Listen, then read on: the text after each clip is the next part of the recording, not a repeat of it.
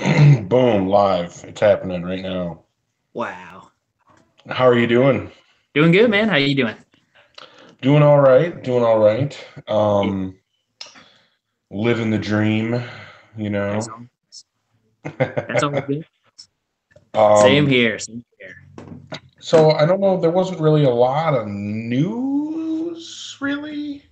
Like, was there any like Valiant news that came out in the last like? I Uh, mean, Josh and I talked about Vin Diesel being cast as Bloodshot. I don't know what your thoughts are on that. uh, I mean, cool. I mean, this is, I've never really been a huge fan, but I've never had a problem either. So I mean, could be good. Have you seen Have you seen Pitch Black? Oh yeah, yeah. That's easily like my favorite movie he's in. Like those are the Riddick ones are the ones that I'm like, oh, okay, like these are above average. They're good. Like Yeah. Yeah, I would say Pitch Black is my favorite movie that he's in that I know of. Um, so I don't know. We'll see what comes of that. yeah, Um, I don't know if there's really a lot of like other Valiant-y, newsy type stuff, really. I saw Um, that. Then what was it today? They did the new head of marketing.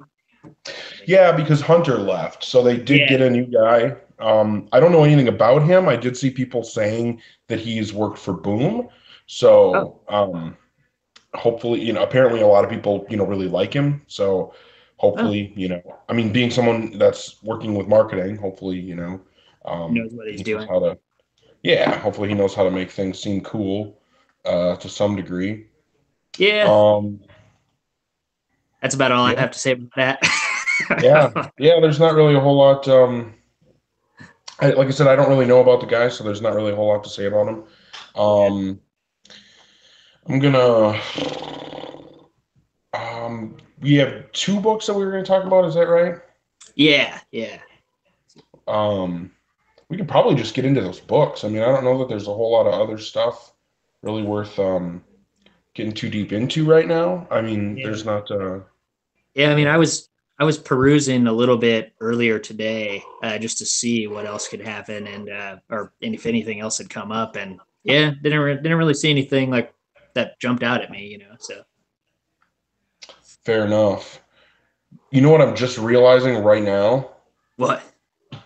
I did not read this into a issue of Ninja K. Oh, really? Wow. I'm just realizing that now that I did not at all read this. I totally read Quantum and Woody, Yeah, but I'm not yeah, going to be able to talk about Ninja K. that's fun. That's genius. Genius. That's awesome. Well, I'll Um, give you a non-spoiler verb about Ninja K5 at least. what's that?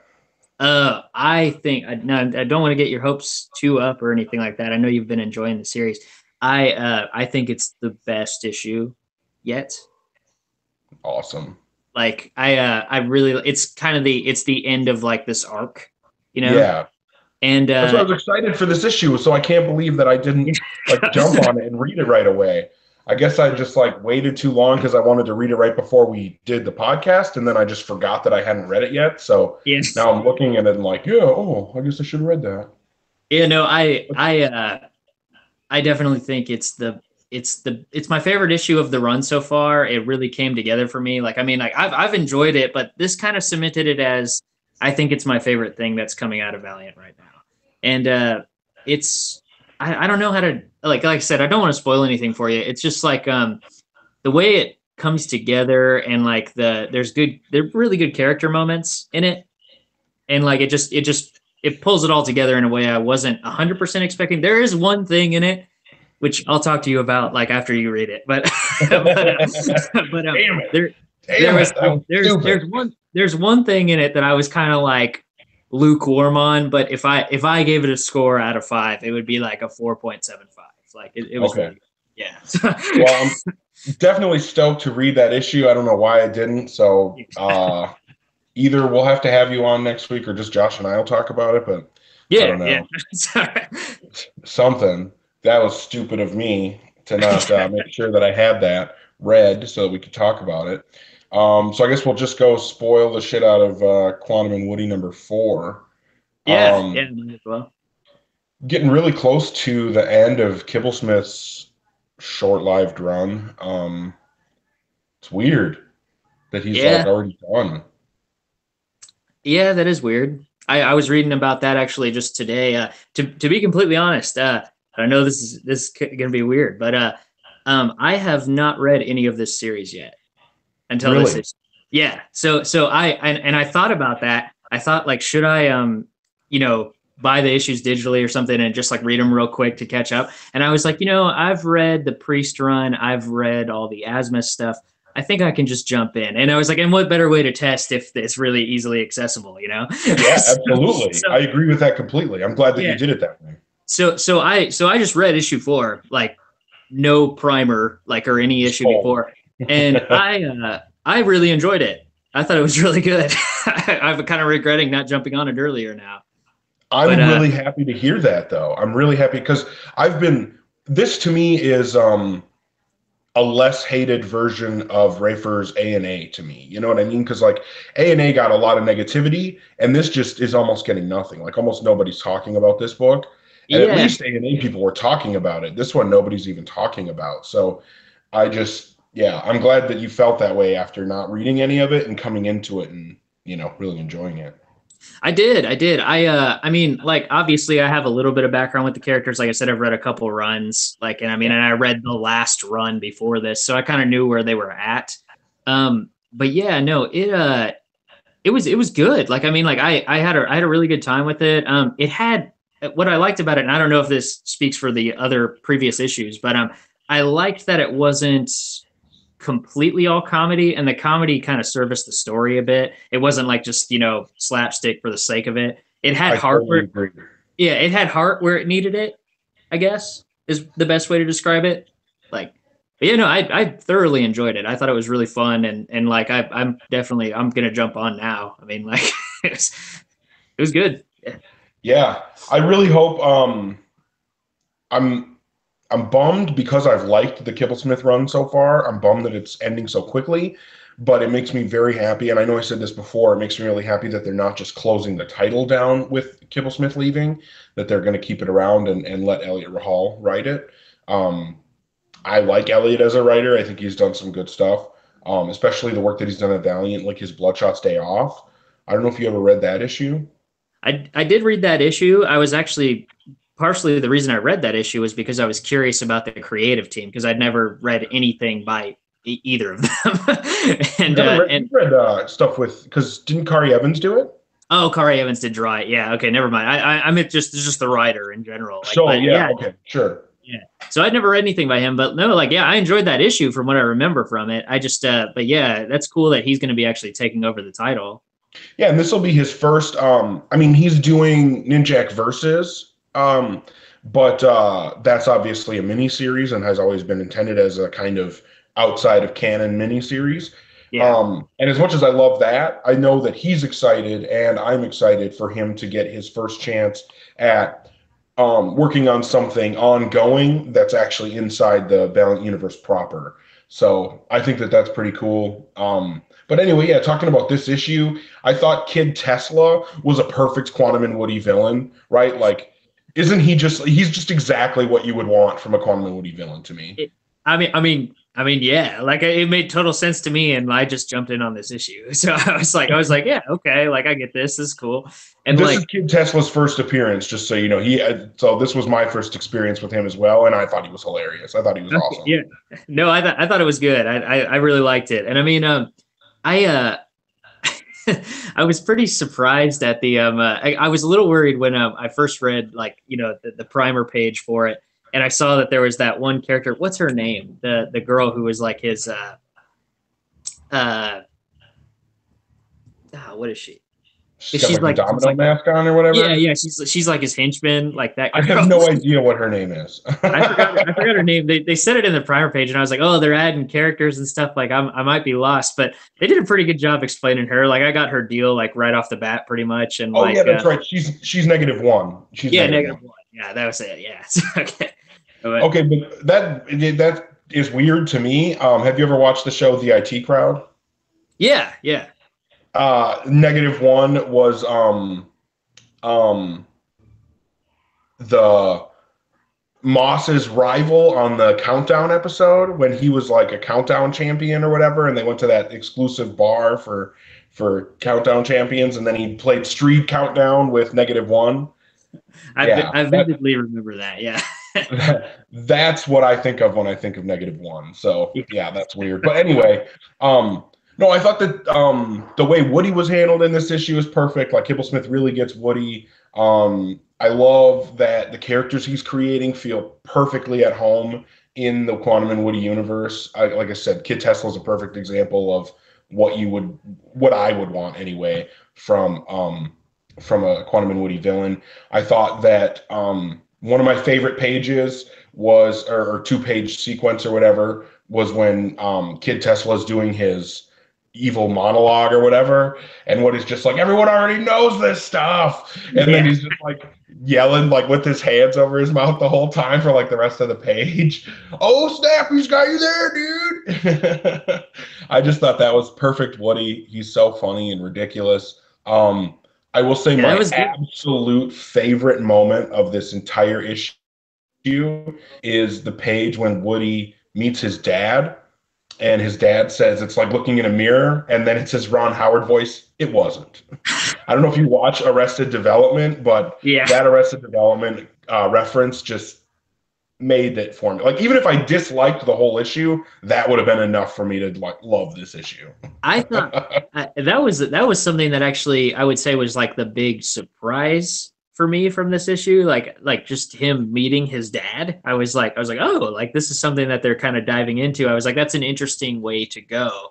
And I feel like you can get like not just like, you know, the normal like comedic moments that you get out of a Quantum and Woody series, but like actually like get like some story out of that, some hefty story at least, you know. Like I'd say that was probably the standout portion of the issue for me as well, just because like I mean, again, I haven't been reading the series, and I don't know if they hinted towards like kind of building up to that. Yeah, since that they have been okay. Yeah, so it was just a total shock for me. I was like, oh, they're going after Woody's parents. That's cool. Like, yeah, because this whole run so far, this arc has basically been about Woody hating Quantum because Quantum knew that Woody's dad was out there, but didn't tell him about it.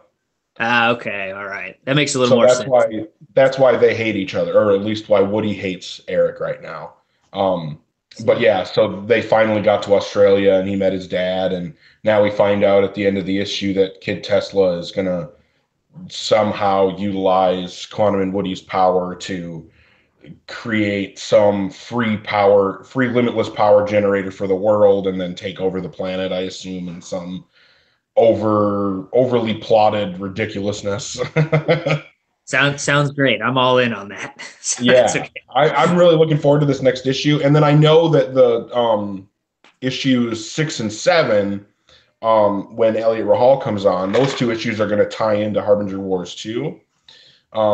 And they're going to be about, because Livewire, apparently what happens in the beginning of Harbinger Wars 2 is Livewire shuts down all electricity in the, like, I don't know if it's just like on the planet or in the country, something like that. But because of that, something happens to Quantum and Woody's bracelets and their powers. So that's what those two issues are going to be about. That's cool. This is a really interesting series to tie into an event like that. I know. You're not tying in Exo Manowar. You're not tying in Bloodshot. You're not tying in. There's no Harbinger title going right now to tie into it. Like, there's all these things that you would expect to be going on with an event like this. But yeah, they're tying in Quantum and Woody. I kind of like that though. Like, I mean, and not just in the way of like, you know, doing something unexpected, but just in general. Like, I mean, and maybe it's just like the way that I'm used to events and whatnot, but like I kind of missed, like, I mean, I like the way that Valiant does their streamlined stuff where it's like, you know, you don't have to read an event. Like, they don't force you to read one if it ties into like, you know, another thing.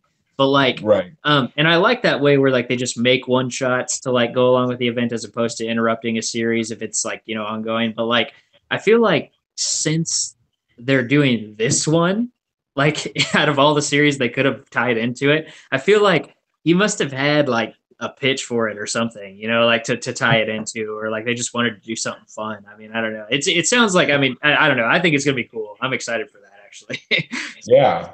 No, I think it's going to be cool as well. And I'm guessing what's going to happen is more that once Harbinger Wars 2 is done, the effects will start rippling out to the other titles. That's what I'm anticipating. Because, Yeah, for example, during Harbinger Wars 2, we're getting this in the past storyline in Exo Manowar. So my guess is going to be when Exo Manowar comes back to the present, when that story is actually happening in the present time, that's where we're going to see a lot of the fallout from Harbinger Wars 2. And then hopefully we're getting other titles involved as well. Um, yeah, yeah. my biggest hope is that we're going to get some more ongoings after Harbinger Wars 2.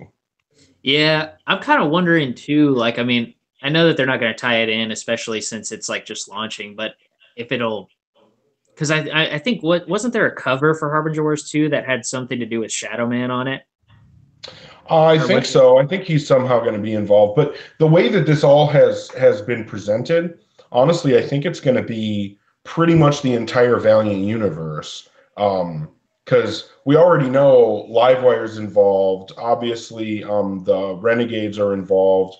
Um, that Solomon has been. This was the whole purpose of creating Solomon. We got. Did you get the mail order one? Yeah, The yeah. Yeah, that Finally, has the Snowbeard and I don't remember, they had some other characters in it. There was the Secret Weapons character that got introduced in that and then showed up in Owen's story. There's like all these, like everything that we could, like I know Bloodshot is in there, and obviously, you know, I don't remember who I all said already, but yeah, I mean, so it seems like the whole universe is going to get involved in this, and that's why I'm really hoping that whatever happens does have an impact on the universe as a whole, and then we see that impact ripple out into the other titles. Hopefully, you know, Bloodshot, Exo Manowar. I'd love to get another Harbinger ongoing. yeah. I'm really hoping. Like, I think this is a perfect opportunity for them to like just like in a good way, I should say, but just really fuck up the Harbinger books and like just like do something really unexpected for like the next ongoing, like really switch up the teams, like maybe like mix and mash, you know? Like, I mean, I don't know. My ideas are, I mean, I don't know. I don't know if they're any good, but, but I just want a Unity book. That's all I want is bring, because then you could do, and you know, Unity wouldn't even have to be like, um, you know, it doesn't have to be like Justice League where you know the team every issue or whatever. Unity yeah, could just be like, oh, this group of characters goes and does this, and then this one, these couple of those characters go and do their own thing, but then a couple other characters come in and then they go and do this.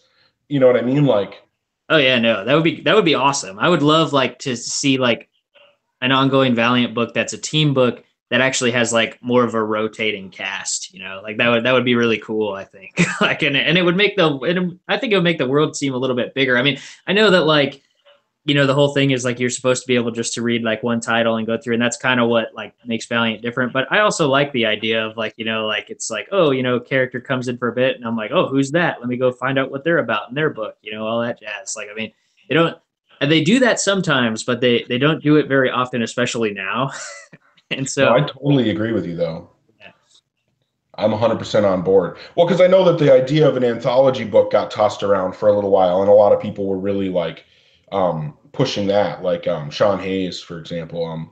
Sean was really pushing that, and I totally get that idea. And I think that doing a team book with a rotating cast would be a way to make it an ongoing book, make it have a continuous story, but also get that the benefit of an anthology, because you could have one arc focus on, you know, Shadow Man and Dr. Mirage and a couple of other characters, and then Shadow Man and Dr. Mirage could go off and do their own thing, and then the next book Exo Manowar comes in and it's a planetary level, you know, outer space type threat, and then the next arc, you know, it's Bloodshot's involved and PRS has got something, you know what I mean, like, because you could have Ginger be in every issue or Livewire be in every issue or something like that. Have you know, kind of a continuous person or a couple people, and then just have the rest of the team rotate in and out. I think that that would be a great way to add another book to the line,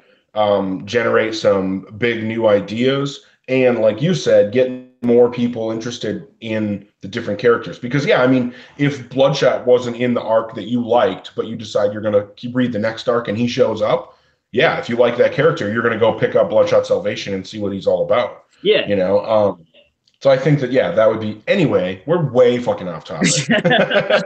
We're talking about Quantum and Woody. I knew this was gonna be a tangent podcast, but that's okay. You know, whatever. I'm fine with it. I'm fine with it. But the only reason that I bring it back is that we didn't score Quantum and Woody 4. Yeah.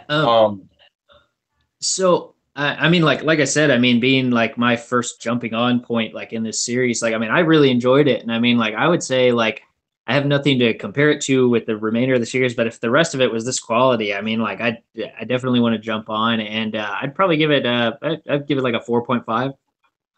Cool. It didn't I will say it didn't like blow my mind but that's probably because I've read Quantum and Woody before, you know. I mean, but it was still great. Like I mean, I really enjoyed it. Like one thing that I think has been done so well in this series, I think getting Kano to do the art was just a perfect idea. Like he nails the tone. Like actually, not only his art, but the colors as well, which are being done by actually no, he's doing the colors as well. Okay, so yeah.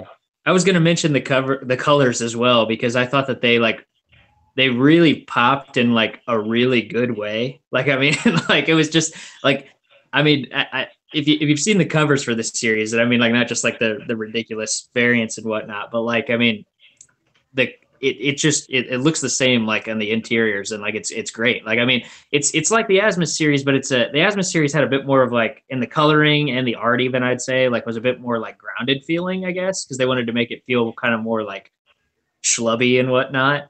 But like this is just like all like just like colorful comics, like, you know, cool stuff. Like I really like the colors in this issue a lot. One thing I think about the colors in this is while there's no lack of color in this issue, I mean, you've got bright colors for sure, but they're all a little bit muted. They're not like real sharp and glossy, you know what I mean? And so that does kind of make it feel a little bit of that a little more realistic and not so, you know, glammy and neon. And then just the way that the art is done, it's really, really nice. And like the anatomy is all there. There's no major problems like that. The facial expressions are on point, all that kind of stuff. But it's still got this tiny bit of scratchiness to it that I think that is what makes it so perfect. Because this whole story feels like it could come apart at the seams, right? Like Quantum and Woody are constantly coming apart at the seams, and the art I think really fits that feeling. Like I said, the characters being created, like for this issue, Kid Tesla is so much a perfect Quantum and Woody villain. I can't say that enough. So for me, I'm actually just a tad bit lower than where you came in. I'm at 4.25 on this. I do think that it's a really, really good. It's just a really good Quantum and Woody issue. Like I said before, I want people to check this out, just like I was trying to get people to check out Rafer's A&A, because I think if more people read this, the series is going to last longer. And because if people start reading this, just like you said, you hadn't read any of the previous issues in this run, picking up this issue makes you want to pick up the run and follow it going forward. And I think that's what would happen with other people as well. That's one of the reasons I'm so glad that you came into this cold without reading the previous issues. Yeah, no, I mean, it was an interesting experience for me too, because I mean, like I normally don't do that, you know, like it's like if I want to get invested in a series, like I almost always start from the beginning, you know, like it's and this I kind of, like I said, I took it as an opportunity. I was like, oh well, you know, I'll test and see if it's really as accessible as they say like all their stuff is, you know, and like it. I mean, yeah, no, I mean, like I got it. So that's awesome. Yeah, and I don't know, man. I'm just so excited that we're getting more, I guess. When they announced anything about or when I heard about Kibblesmith leaving, it made me really worried that we weren't going to get any more of this book. But yeah, that's going to continue, and I'm sure going to continue to be awesome. I'm really going to try to get Elliot the writer that's taking over. I'm going to try to get him on Get Valiant when the first issue of his run drops, because I think it would be really cool to talk to him. Yeah, that'd be awesome. For anybody just tuning in, I'm a moron and I did not read Ninja K #5, or we would be talking about that. I mean, if we all want to just like sit here quietly and I can play the Jeopardy music, then I guess I could read it, but probably don't need to do that. One thing I didn't even really mention at the beginning of the episode, this is actually episode 75 of Get Valiant, which is crazy. I can't believe that we've been doing this long. I mean, Josh and I just I had been talking about doing a Valiant podcast for a while, and Josh just was like, sure, I'll give it a shot with you. And here we are, I think a little over 2 years later, 75 episodes. Yeah, it's pretty cool. This is not even your first appearance, Nick. Yeah, my second. I'm a glorified veteran now. Yeah, you're in Get Valiant alumni now. Like, you're coming back. Like riding a bike, you never forget, you know. What are you doing? No, they got a cat on the table. Perfect. One of these times when I'm filming up here, because when I'm sitting here working on my computer, one of my cats likes to jump up on my shoulder and hang out like a bird, and I'm expecting that to happen on one of these episodes sometime soon, and that's going to be pretty funny. But yeah, so I mean, that's kind of like what we had to talk about with Valiant. I mean, there's not really a whole lot, else going on in the world of Valiant. Like we said earlier, they got the new head of marketing. There hasn't really been a lot of news, and this is something that Josh and I have talked about before. And I'm curious to get your thoughts on, Nick. Valiant seems for the last, I don't know if it's like 6 months or so, that they've been less communicative than what a lot of us are used to. And I don't know, have you felt that? Yeah.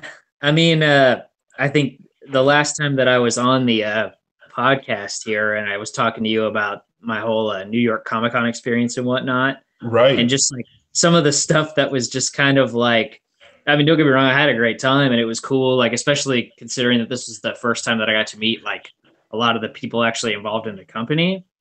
I mean, I met like some of, the writers and artists and whatnot beforehand at local conventions. But I mean, yeah, like being there, like in their hometown and everything. And like some of the stuff that went down there, especially with like the Ninjak versus TV series, like panel and whatnot. It was all like, not like I said, not that it was bad or anything. It was just really confusing. And it was even weirder that they weren't really like saying anything because like you said, I mean, like we are so used to them just being very transparent with all of us.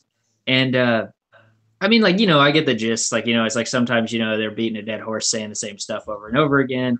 But I mean, yeah, I mean, it does feel like it's been like the last 6 months. And then the whole, DMG thing happened. And like, then it feels even more like what's happening, like type of thing. And I mean, I don't know if that had anything to do with it beforehand. It's just like, yeah, the whole thing's been, it's a little weird, but I mean, at the same time, they're still putting out like some really quality stuff. Like I said, that I can't talk about Ninja K #5 very much, but because I'm an idiot. but I do think that's like my favorite issue of the series so far. And I think that series overall is like cemented as my favorite that's going on right now. And I mean, like, they're still putting out quality stuff. And I mean, like, hell, I just jumped into Quantum and Woody on issue 4 and I loved it. So, I mean, like, as long as it's not really affecting the books, I'm fine with it, but I mean, but I would like to, I mean, that's what kind of made them different though, was, them like being super transparent with us. And like, it is kind of weird that they haven't been as transparent with us lately. Yeah, I totally agree. We're getting really close to April, and supposedly Ninjak Versus is going to premiere in April. I'm not placing any bets. Yeah, I'll believe it when I see it. That's where I'm at now with that. But Yeah, nope, I completely agree with that. Yeah, I don't know, man. It's hard to. I don't know. We'll see. But we can also talk about some other stuff. One of the things Josh and I have been trying to do more of, while we do love talking Valiant and everything that we can about Valiant, We also all like other things outside of Valiant and wanted to talk a little bit, or have been talking a little bit about our other interests. Something that Josh and I are both big fans of, probably me more so than him, because I would say probably my Ninja K is my favorite book at Valiant right now, which again, I don't know why I didn't read that fucking issue, but my favorite book in comics like overall is actually Kill or Be Killed. And I know you were saying you've been reading that in trade. I have been, yes. And I actually kind of went off of it. Like, I mean, I knew about it when it first started, just because it's a Brubaker title, you know? And so, Yeah. like, obviously, like, I love Ed Brubaker. I mean, just a little background with me and him, at least. Not like I've ever met him or done anything with him, but, but I love his stuff. Literally, like, he was one of the first writers that I recognized the name and I started to buy titles and everything just because he was on it. You know, Sure. he was one of the first of those for me. And so when Killer Be Killed started, I was kind of curious because like, you know, he'd been doing what was it? Criminal for a while. Yeah. And I like love and I thought I was like that's a little peculiar. I was like it seems like he's doing a very similar title. And then like I actually heard a bunch of people championing Killer Be Killed.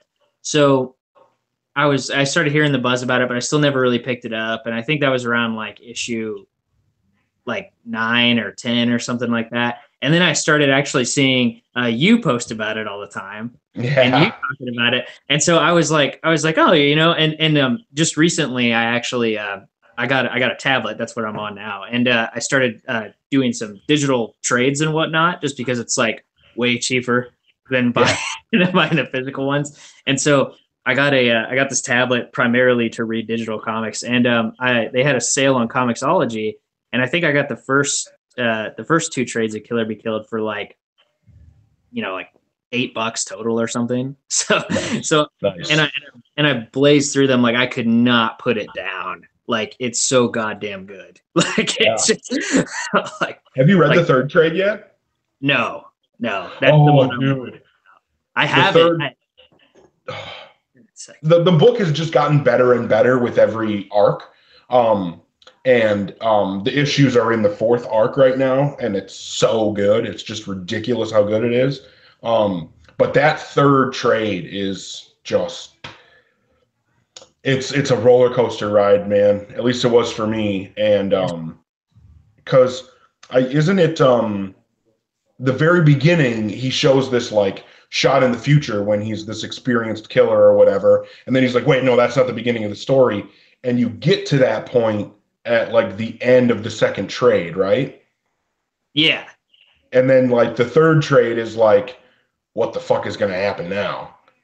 You know, because you kind of have that feeling like, okay, well, we knew that everything got to this point. We knew that had a rough idea of what was going to happen. Now moving forward, like you have no idea, and it's just been so awesome. I will So say like my there's so many like elements to this story that we've all like seen before, you know, sure. like the idea of like, you know, a crazy righteous guy or just like, you know, a grief-stricken kind of, you know, schlubby vigilante guy. Like we've seen that all before, but he takes like all of those things and just makes them the best version of that I've ever read. Like Right. it's like it's crazy. Like it's so good. And I like I said, I haven't read the third trade yet. I'm about to dive into it. I just have such a back catalog of things that I have to read right now, and like I'm like I'm in the middle of so many series and whatnot. But Yeah, like I know how that is. yeah, like Killer Be Killed. Like I will say again, I can only really talk about the first 2 trades, but my favorite issue so far was actually that Kira focused issue where Is it she the one like that went like into all of her backstory and her parents and stuff? yeah, That shit yeah. was Like crazy. yeah, and like, and I wasn't necessarily like too fond of like it's not like she's my favorite character or anything in the series. It's just that I loved like what that issue brought to the table in the sense that like you could tell like Brubaker has all of these characters thought out like to a T. Like he knows how all of their minds thinks and like how just everything is functioning. And like he's just like weaving this like awesome narrative that like I don't even know where it's going. And like, and I love how too, for like the first trade, you kind of get you obviously get the feeling like the whole series that like, okay, he's an unreliable narrator. He's kind of crazy, but like, you know, is the demon real? You know, that type of thing. And like at the end of the second trade, it's like totally like you see him when he kills the Russian guy, and he's like explaining it to the Russian guy, and the Russian guy just looks super scared. Like he's like, oh my god, like this guy is insane.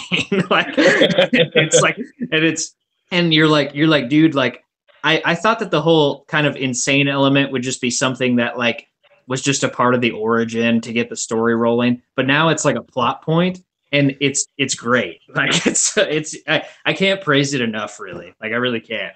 Like, trust me, that's what the third arc is all about. Like it's so good, so good. What else is the best stuff that you're reading right now? Well, I mean, like, I'm reading through a bunch of like back catalog stuff right now, personally. I've never read the whole thing. I only read like parts of it, but I just started reading all of Mark Waid's Daredevil run. Oh, okay. I like Mark Waid. Yeah, it was from like a few years back and whatnot. It's primarily known as like because the back end of his run was done by the art was done by Chris Samney. Oh, and sure.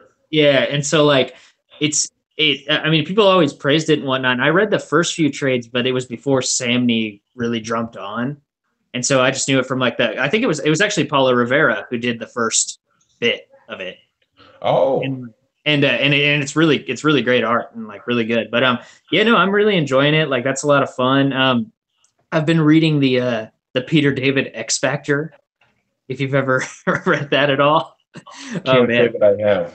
I've been getting like neck deep in X-Men titles lately. And the Peter David X Factor is the one that focuses primarily on Multiple Man is like the main character.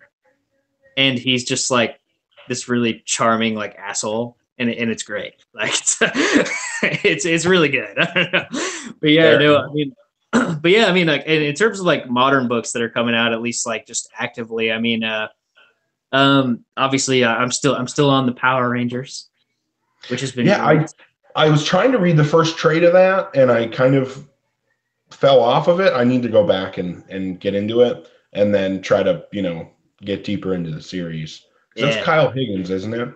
Yeah, it's him. Yeah, and he was writing Nightwing during New 52, and that was really good. Yeah, no, his Nightwing stuff is great. Like it's what made me like that character. Like I mean, not that I dislike Nightwing. It's just I never read a Nightwing like solo book that really stuck out to me. But his stuff, I loved it. But yeah, no, the Power Ranger stuff too is I think it's next week. The issue 25 comes out.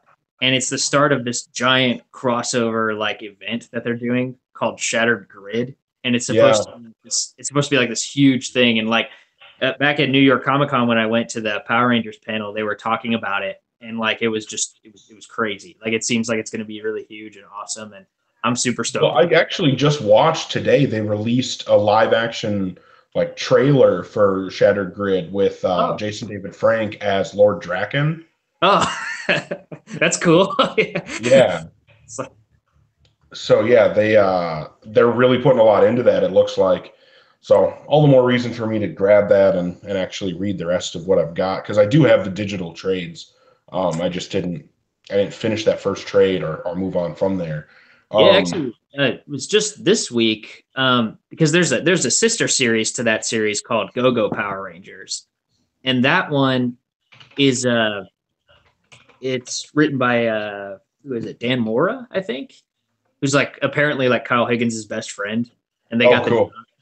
And like, but he's writing that one, and that one actually takes place before Tommy comes to the team, and it's like it literally starts the day after they got their power coins, and so it's like and it's more of like a personal story, like you kind of get to know the characters more. There's less like big extravagant things happening like in the main title. But apparently that has a tie-in as well. So I think Shattered Grid is going to have some weird like interdimensional time travel stuff in it, which is interesting. Yeah, from what the trailer thing that they put out is fairly limited. It doesn't really like give a whole lot. It looks epic as fuck. Yeah. But basically what I got from it is it seems like some kind of like multi-dimensional craziness. I don't know. Like I'm yeah. down. That title has not steered me wrong like since it started, so I'm totally down. Do you think that it gets better after it starts, or do you think it was solid from the beginning? I think it's pretty solid from the beginning, but it becomes something totally like what you wouldn't expect after the first trade. The first arc is very like I don't want to say by the numbers because I wasn't expecting it to be like how it is, but like it does. Okay, I would say it gets better. Yeah, it does get better, but I don't feel like the first trade is like a slog to get through by any means. It's Sure. just like once you get to a certain point, you're like, oh, this is what this series can be, and they're going there. Like that's awesome, you know. Like That was kind of. Did you read Invincible? oh yeah, yeah, yeah. That was how I felt with because I actually just slammed Invincible within like a month or two.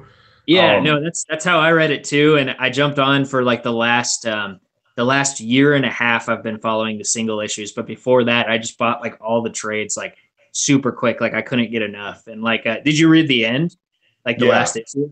Yeah, I thought it ended decently, but it wasn't the way I wanted it to end. Really, like I think that it could have been done. I don't know, but anyway, what I was gonna say is that the first. Oh my fucking phone! The first one or two trades of that were kind of like, I don't know, this seems all right, but I'm not. It's not really pulling me in yet. And then pretty much when Omni Man killed the Guardians of the Globe, that's when I was like, oh shit. And yeah. then Once the series got like, oh my god, I got to see what happens to this guy next, and what about that character? And they created so many awesome characters in that book. Space Racer and Battle Beast and Alan the Alien and the dinosaur, Viltrumites, Dinosaurus. yeah, Dinosaur. I remember when Dinosaurus showed up, I was like, what a ridiculous one-off character. And then in the notes in the back of the trade, Kirkman was like, oh, I've got big plans for him. I was like, what? And then as that shit played out, I was like, damn. yeah. And he Yeah, had and the best part, he was like the centerpiece of what is arguably the most like brutal, fucked up arc of that book. Like, so, it's hard to know what was the most brutal, fucked up arc of that book because yeah. like so much. Before I ever read any of it, there's a guy I know that's been reading it since the beginning, Uh-huh. and he was telling me, before I started reading it, like as much as he loved it, it was hard to read because every time he picked up an issue, he was like, "Oh God, what's going to happen this time?" And I got that as I was reading the trades. I was like, "Yeah, I'm so stoked to come on and read the next one." But yeah, you get that in the back of your mind, going like, "Oh fuck, some shit's gonna go to his brother's gonna die, or he's gonna get ripped in half again, or like, yeah, who knows what the fuck." Yeah, that was a crazy. Someone's Fucking gonna betray someone, and it's gonna break your heart, and all this stuff. yeah. Like, Or he's gonna get time displaced and miss his daughter's like infancy and stuff, and like, yeah, it was rough. That character got the short end of the stick a lot. Um, I don't know. There aren't. The other thing I've been reading a lot of is the New Age of DC Heroes. I've been following all of that. I've really been enjoying Damage. I thought the first issue was pretty cool, and then the second issue really sold me on the series. Silencer went the other direction for me. I really, really loved the first issue, but the second issue I'm a little bit iffier on. So I'm kind of curious to see how that series continues and how much I like it moving forward. Terrifics was the least accessible of the book so far for me yeah, because I know a little bit about Mr. Terrific and I know nothing about the rest of the characters, and it felt like I was missing stuff. So I want to talk to you about that a little bit. And then the other one that's come out so far is Sideways. And I've read 2 issues of that. The first issue of that I thought was really like it was really good at setting up a premise, but it had very little what felt like actual story in it. It felt like it was all just kind of introductory stuff. But then the second issue kicked off right away and was really strong. So I was really happy with the way that that went. So I would say both Sideways and Damage. The first issues I was mostly on board, and then their second issue was what really sold me on them. Yeah, I mean, like, the only ones that I've read were Sideways and the Terrifics. Um, the Terrifics was the only one that I was sold on before any of these books came out. I was anticipating it for months because they announced that book back in like October, I think. Okay. And I was super stoked, one, because it's Jeff Lemire and he had just recently left Marvel, and I was Yeah. really stoked about that. And so I was like, oh, so this is a Fantastic Four book, but Jeff Lemire is going to write it, and it'll take place in the DC universe. Awesome, because I've been missing the Fantastic Four at Marvel. Then, ironically enough, Marvel has been revamping the Fantastic Four and hinting at them coming back. So now the Terrifics kind of has a little less weight on it to me. But like, but but I will say I enjoyed the issue. I agree with you though; it's definitely the least accessible. It's the most like you need to know about all these obscure characters and whatnot to actually kind of know. I guess you don't really need to know about them to know what's going on. I mean, this could be an introductory portion to the characters, but I mean, like they don't really take the time to explain like, oh, who Metamorpho is, Right. like what he does. I mean, like Phantom Girl got like an introduction in the first issue that I feel like is good because like none of them know who she is, so they can kind of introduce her that way. But yeah, Sure. they kind of expect you to know who Plastic Man is, who Mr. Terrific is. Um, and I mean, I haven't really been reading Dark Knight's Metal. And so, I mean, like, I didn't know really what was going on. I knew that he was in an egg or whatever, or something weird. I I've don't been know. trying to read Dark Knight's Metal, and I loved the Scott Snyder, Greg Capullo run on Batman, Hmm. but I just cannot get into Dark Knight's Metal. I Yeah, tried so hard. I felt And like the whole. I mean, like, and again, like, I mean, tons of people are enjoying it, and I hate to be that. I wanted to like it, like I right. really did, and like, and I don't like being that person who's like the contrarian, Yeah. like Oh, who's it's like, popular. It sucks. yeah. I don't want to be that, and I'm not Yeah. that way with tons of stuff that people like, especially in the comics world, But like Dark Knights, I just couldn't really get into it, and I don't know why. I mean, like I feel like what you just said about it, like you tried hard. I feel like that series in general for me came off as kind of try hard. Like it was just like I just like I get the idea of like mashing all these like old school continuity together and bringing back cool things, but it was just like I cared about some of the things, but the way it was executed, I just didn't really care for. Like I guess, and I mean like in the overall story and like I'm not a big fan of like I mean I like Batman, but like I'm not a big fan of like Bat God, like just Yeah.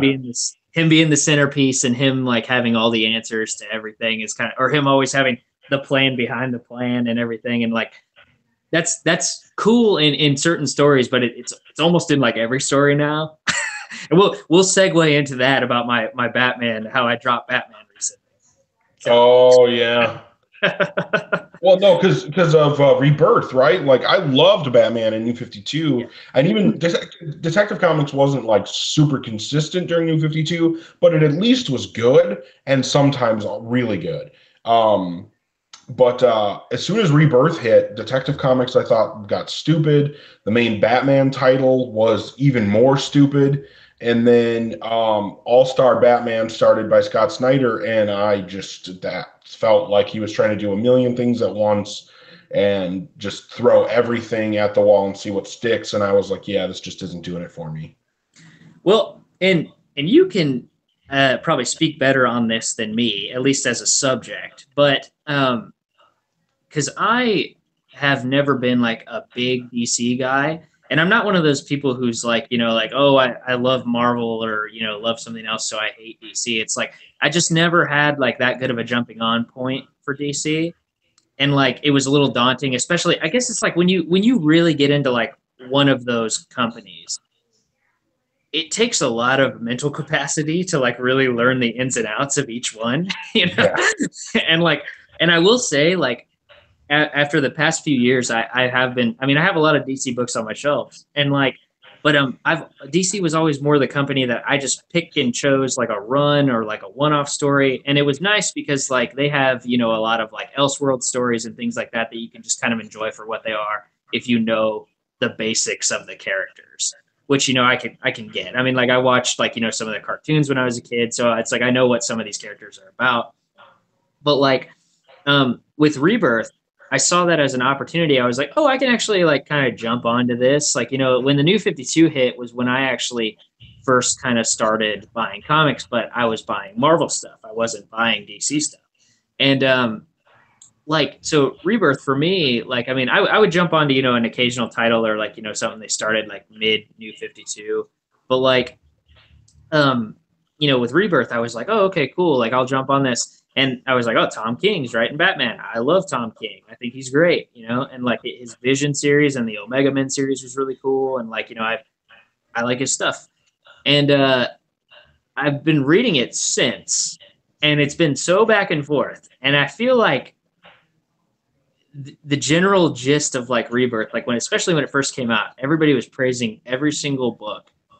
And I tried so many books, and there are so few that I'm still following. And I haven't even like really spoken out about this to anybody who I know who loves DC or reads a lot of DC. But like, again, I don't want to be a contrarian.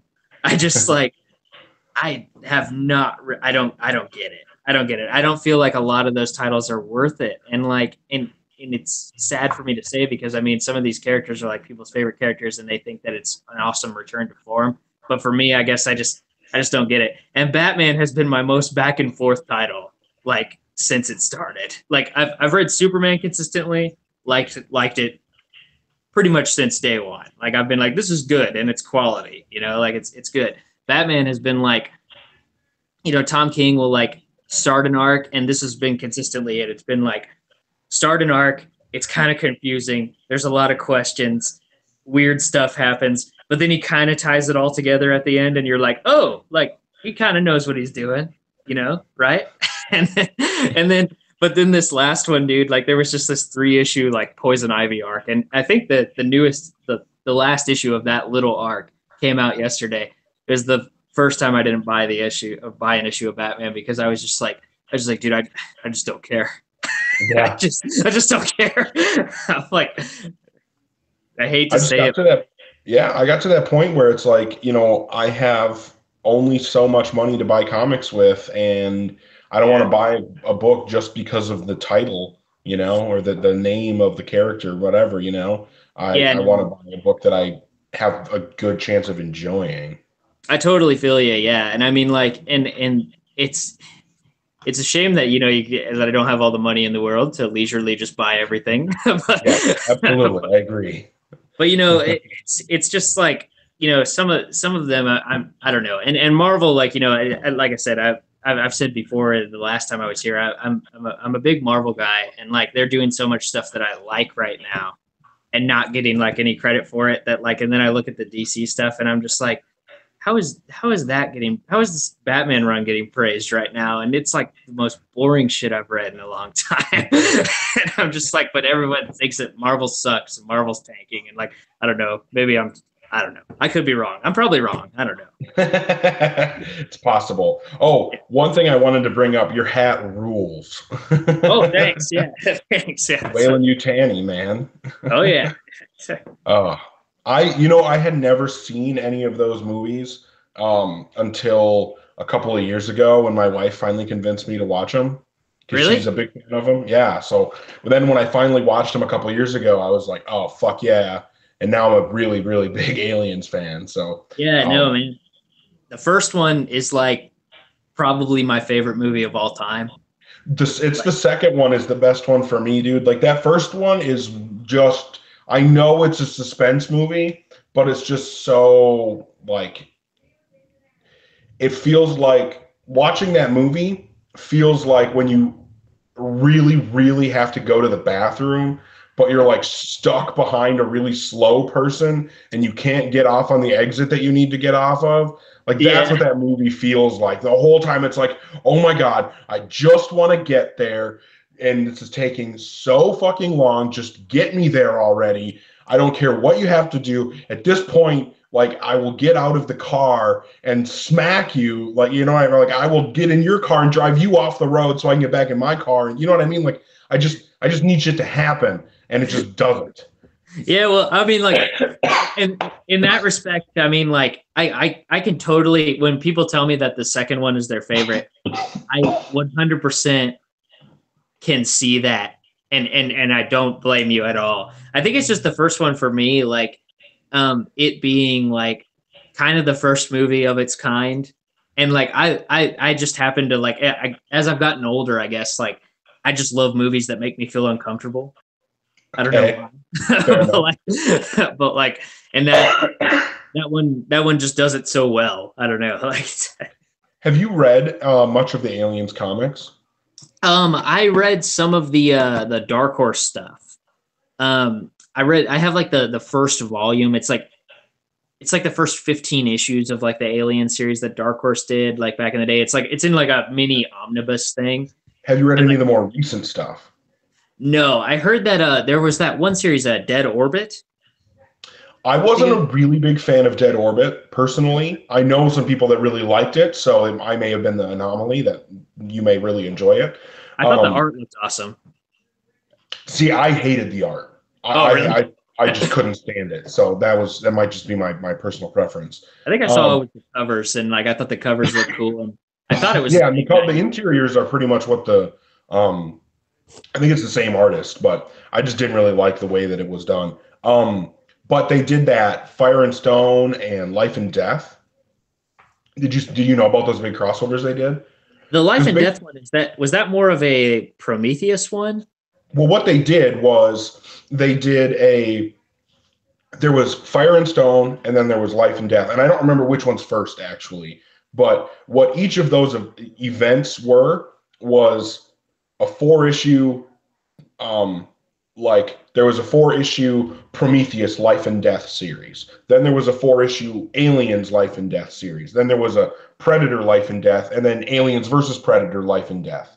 And Cool. then that whole thing had like I think a prelude and then an epilogue, and that turned in and it was just this one big story called Life and Death that spanned all of that. And then they did the same thing with Fire and Stone. Again, I can't remember which one's first, but both of those events are the same thing where they each have four different four-issue miniseries that all tie together to be one big thing. And they were really, really cool. They were so massive because each of the series, like the Prometheus Fire and Stone, tells its own story, and the Predator Fire and Stone tells its own story. But then when you read it all and you put it all together, it's this huge, massive thing that it's almost like it becomes more than the sum of its parts. And so that was really enjoyable. The other thing I would really highly recommend to anybody that likes Alien, the Alien movies, Aliens Defiance. It was a 12 issue series. I think you can get it in two trades, and it's all about this colonial marine, and I think her name is Zula, and she was injured. Like she's small and weak or whatever, and she was told she could never be a colonial marine. She fought her ass off, got in, and then her first mission as a colonial marine, she was injured. Now she's just sent off on glorified missions just to make her seem useful. So she's sent on this mission with a bunch of androids, basically because somebody needs to be there to punch a code in or something like that.